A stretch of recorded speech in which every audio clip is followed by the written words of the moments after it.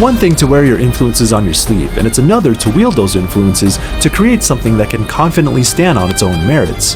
Clair Obscur Expedition 33 is explicitly built on many of the ideas of the great modern and classic Japanese RPGs, and French developer Sandfall isn't shy about it, nor should it be. Felt familiar somehow. From the bold stylings of its magnificent turn-based combat to the melodramatic but genuine storytelling tropes it largely embraces, so much of Clair Obscur feels familiar yet refreshing. Its superb execution on those ideas puts its own stamp on them for one of them somber but hopeful journeys I won't soon forget. Expeditioners. The Sword of Lumiere. We honor your dedication. In Clair Obscur, the people of Lumiere live in a fractured reality. Every year, a godlike figure they call the Paintress marks a number on a tower far off in the distance, counting down the age at which people will perish into nothingness. You lead the survivors of the latest in a series of annual expeditions that set sail in hopes of destroying the Paintress, none of which have ever come back despite decades of attempts. Know that Lumiere stands with you. It's a harrowing premise that hangs a heavy layer of melancholy over the entire story. Knowing that your people are fighting against their own extinction by signing up for a death march, facing unknown dangers and picking up the pieces left behind by expeditions long gone, it's easy to become invested in their fate and the mysteries that dictate their world. We're the only ones left. You don't get to die. I finished the main story and a decent amount of side content in about 35 hours, and that length speaks to how Clair Obscur doesn't waste a moment. There isn't really any filler along the critical path, and it doesn't get bogged down in drawn-out exposition. You're alive! I thought I was the only one left. While some of my favorite moments in RPGs come from the downtime that offers a chance to breathe and take in the world, there's an embedded urgency here that cuts to the chase in a way that mostly works in its favor. I love a good 80-hour RPG, don't get me wrong, but this is a nice change of pace. Let's go.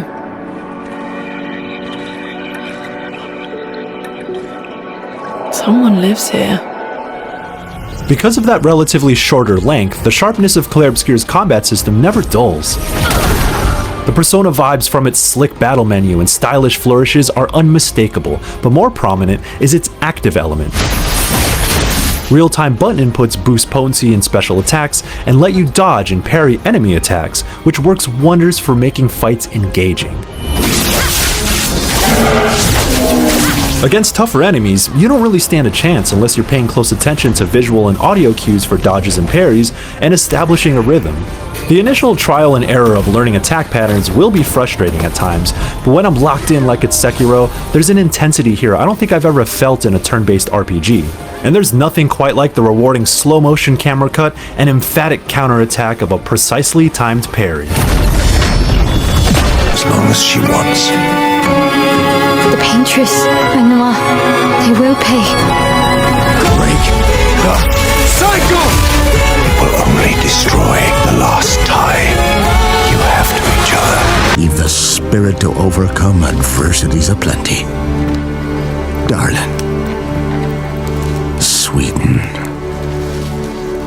Today's the day ye fill out your destiny.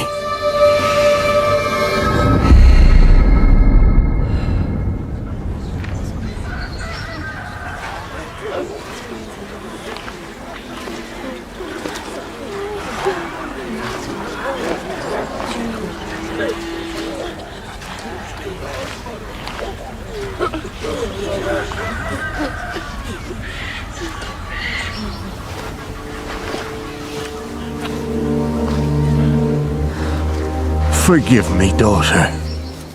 'Twere my only choice. I shall be the bringer of salvation.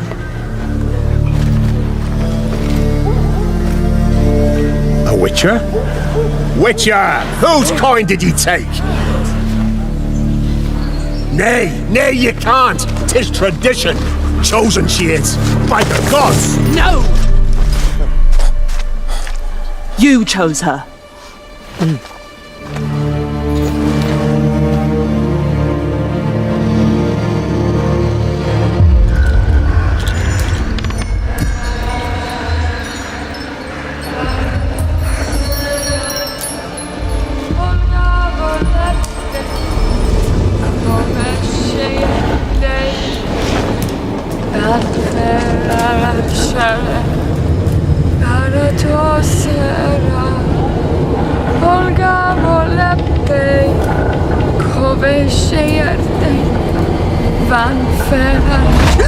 Back to the village.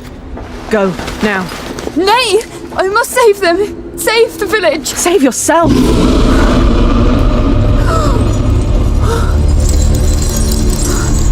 Run! To shelter! To your father! Run!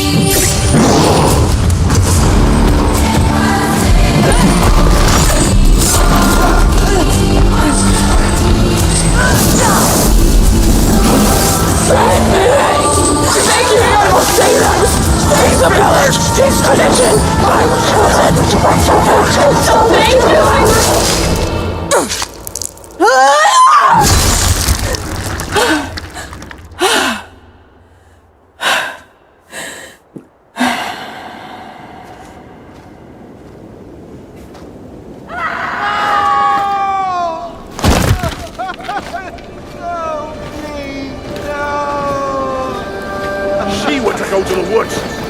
The chosen one. His tradition. Oh no, no, no.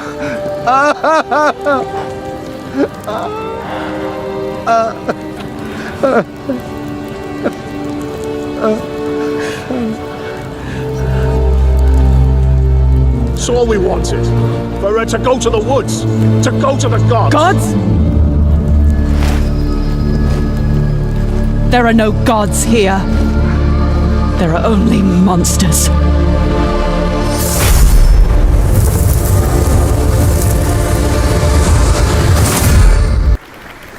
This is a technological showcase set in the world of The Witcher 4. What you just saw, and are going to see now, is running on a standard PlayStation 5 at 60 FPS with ray tracing.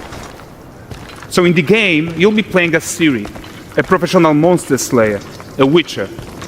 She explores the world and hunts down monsters for coin. The region we are in is called Kovir, and you'll get to explore it in a game. Right now, Ciri is investigating a monster, and after gathering new clues, she is heading back to a nearby village.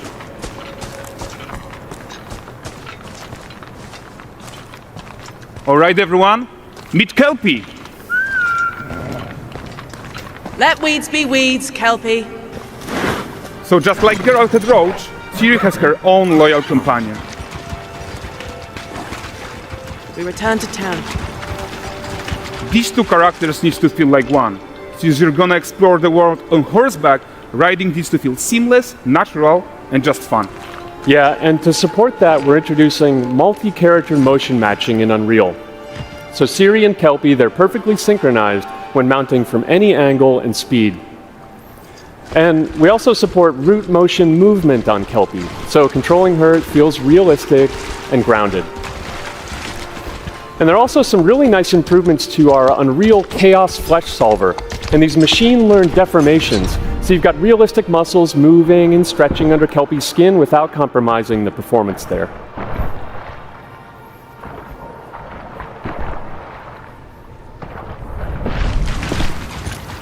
So let's leave Siri behind for a second and talk about the world itself. So much of the Witcher world is natural, organic, especially Kovir with its dense forest and wild nature. Common in this world, Enzo. Loyalty, honor, obedience. They set the man apart from the rest. You took care of Messina, but this matter is not yet resolved. Will you help me bring it to a close?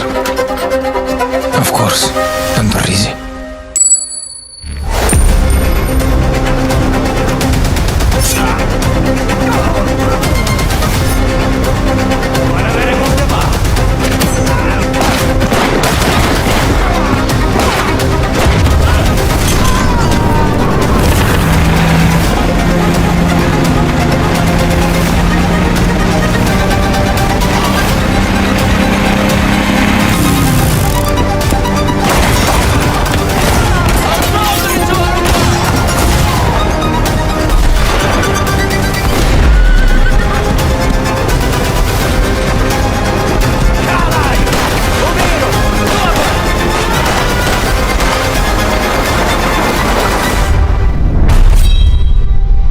You again.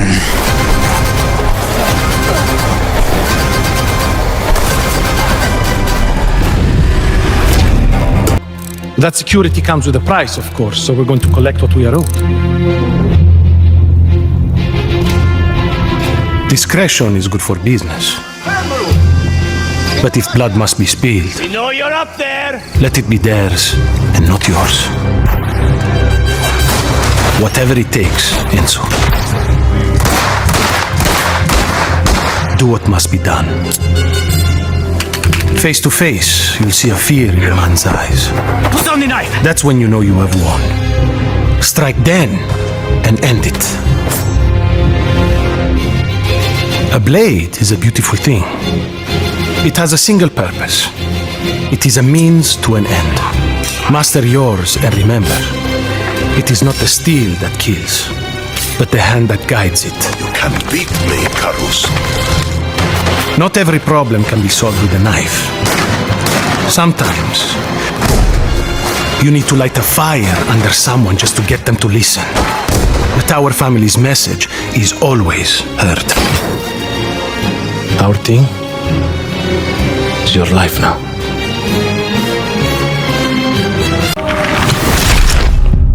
Due to decades of popularity, there's always going to be new challengers stepping up to try and take that survival horror crown. Most fail, but when Bloober Team, fresh off the overwhelming success of their Silent Hill 2 remake, steps up with an original effort, you take notice. And that's why I was so eager to try out Cronos: The New Dawn. But does this rusty sci-fi, set in a futuristic Eastern European dystopia, have what it takes to make its own mark? Or does it just merge into the pack? After playing the first 2 hours, the signs are there that Bloober Team could have a new survival horror hit on its hands, even if I do have some slight reservations. Commencing search. Cronos sees Bloober Team briefly stepping away from the established lore of Silent Hill to tell an original story, one set in a harsh, futuristic hellhole that was once called Poland. Taking inspiration from real locations, it tells a story of a character known as Traveler, who explores this fallen world and time travels into different eras on a mission to extract human souls from long-lost important people. It's all suitably weird, otherworldly and oppressive, complete with a sky coloured in a constant moody hue, and pockets of time oddities that defy the laws of nature. Basically, it's a horrible place to be, but despite its nightmarish visuals, it's still built on the foundation of a once thriving city with European architecture. So, much like Silent Hill 2, despite the horrors that lurk in the fog, significant sections like housing blocks and flower shops still feel strangely familiar to explore, unlike, say, the phallic-obsessed hallways of something like Scorn. Confirmed dive location in D3. a nearby Alpha project. This sense of familiarity, despite the unique horror aesthetic, is an approach that permeates all throughout Cronos, right down to its gameplay. And it feels like its genre's peers, perhaps at times to a fault.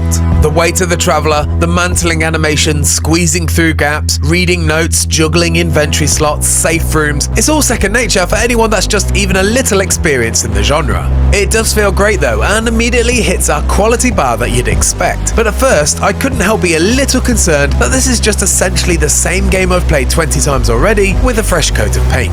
Fortunately though, it eventually became apparent that Cronos comes with a distinct enough spin on ranged combat, demonstrating that there's more to the game than just a unique looking by-the-numbers survival horror.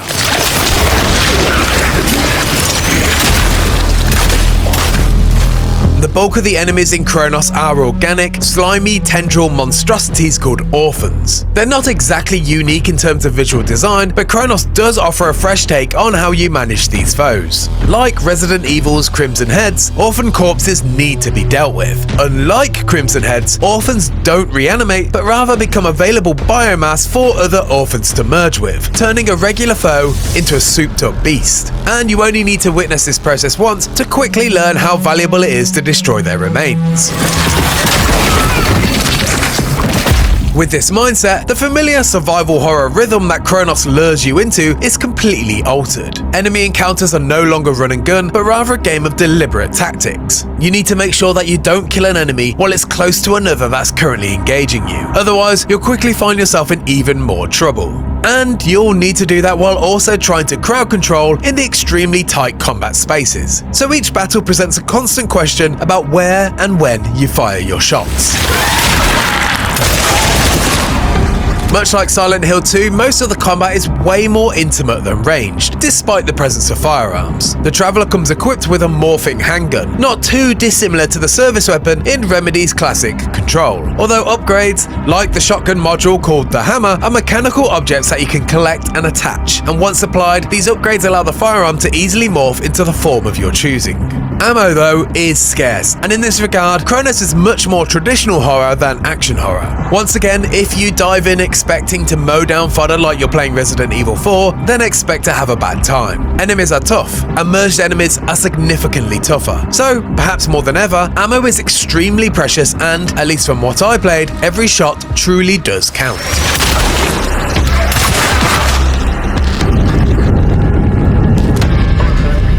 Sparks the wildfire of violence. It dissolves our illusions and exposes the fragile structure of reality. Hell Is Us is not your typical action-adventure game. There's no map, no quest markers, and no hand-holding. Just organic exploration asking you to trust your senses and a country torn apart by civil war and plagued with supernatural forces. You're free to explore and to investigate in your own way. But deep within this wounded land lie hidden places, structures that seem to resist time, sometimes buried, sometimes towering in plain sight, but always waiting for someone bold enough to enter and understand. We didn't design these dungeons as mere set pieces. We built them like old school video game challenges. Tight, crafted, deliberate. Every corner, every obstacle, every encounter is there for a reason. You'll face twisted architecture, enemies that push your mastery of the melee system, and layouts that force you to think, not just react. If you missed the days where exploring a dungeon was memorable, this is for you.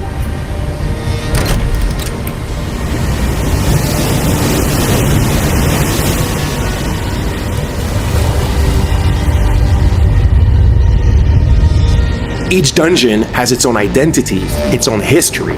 We wanted them to feel alive and wonderful to discover. The kind of places that leave an impression even after you have left.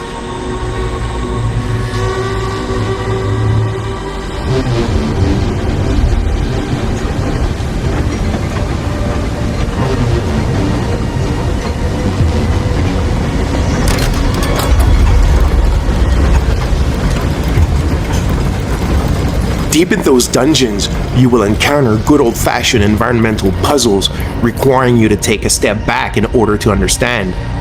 Solving a dungeon puzzle in Hell Is Us is about understanding the location and its environments, observing, trying things, failing sometimes, and coming back with a fresh idea that will solve it all. When it clicks, that's when you feel it, that little rush. Not because the game told you what to do, but because you figured it out on your own. That's what we're after.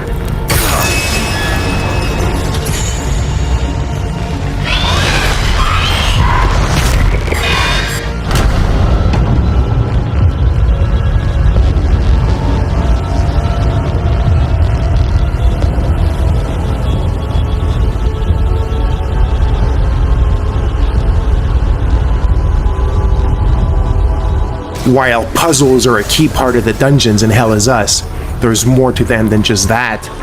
Some of the fights you will face might stick with you. Not because they're brutally hard, that's not the kind of game we're making, but because they hit differently. They happen at the right moment, in the right place, and they carry weight in your journey.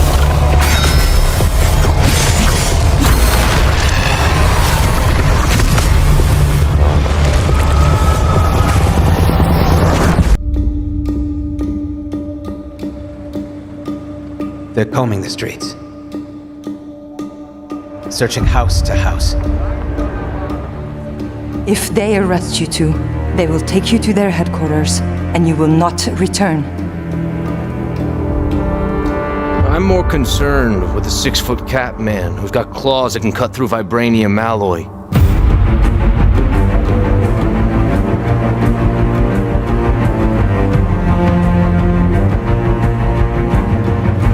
By my count, that makes 2 super soldiers loose in Paris. 3, counting you. And that's 2 too many.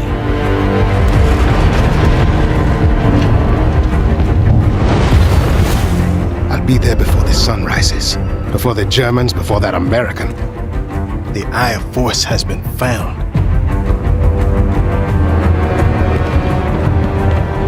Please, just stick to the rooftops.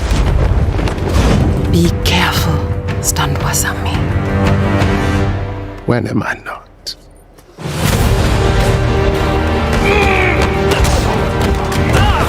It's better if I tackle this one alone. You may encounter some obstacles. That won't be a problem. Our cat friend is definitely here too. By the look of things, he's not very far ahead. The American boy is right on your heels. Who the hell are you? If you wanted us dead, we'd be dead. So what do you want? Answers. That's far enough!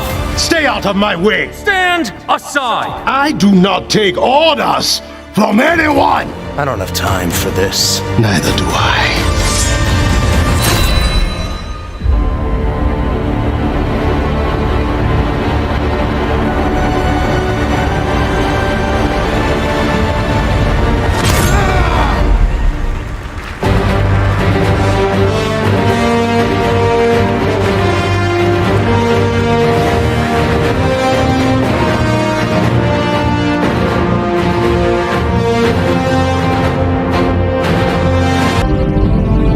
The unending cycle of cause and effect has you wrapped tight. This land is no longer as it seems.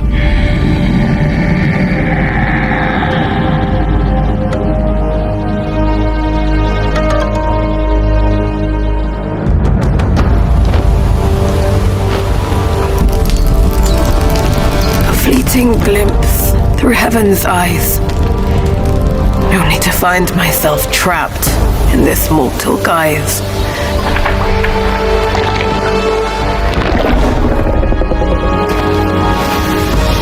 I should have known. You've been meddling with fate all along.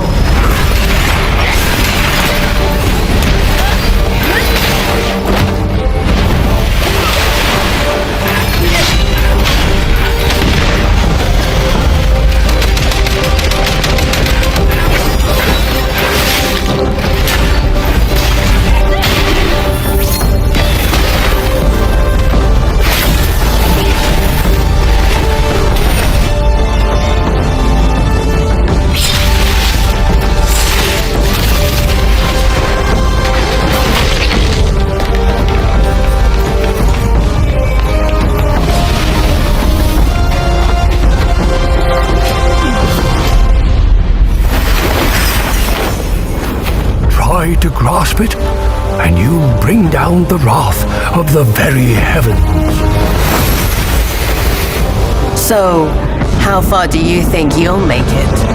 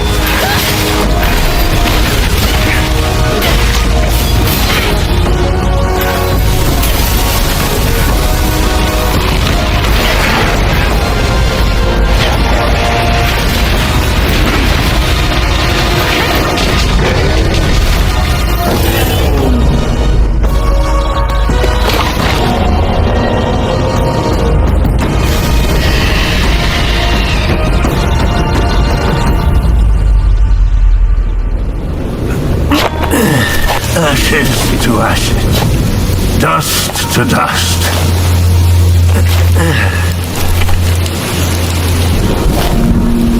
The wheel turns, always waiting for rebirth.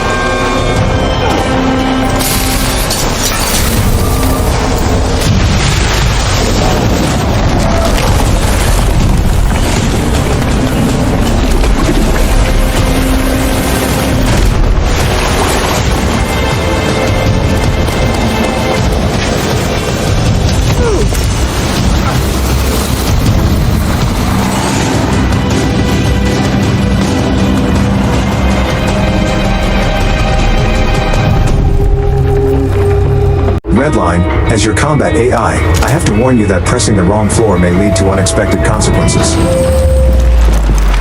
Who the fuck are you?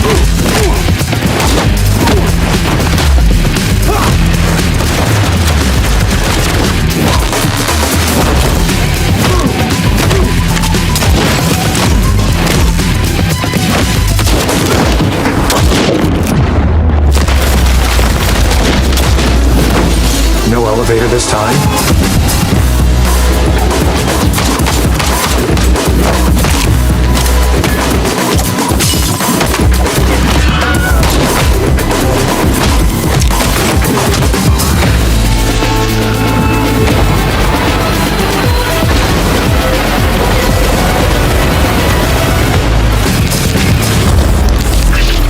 They came out into the light. We feared for our lives. We should have feared for our souls instead. The vampires didn't come to kill us. No, they came to rule. To turn us into mindless, docile cattle. Not me, though. Tried to change me into one of them. But I became something else instead.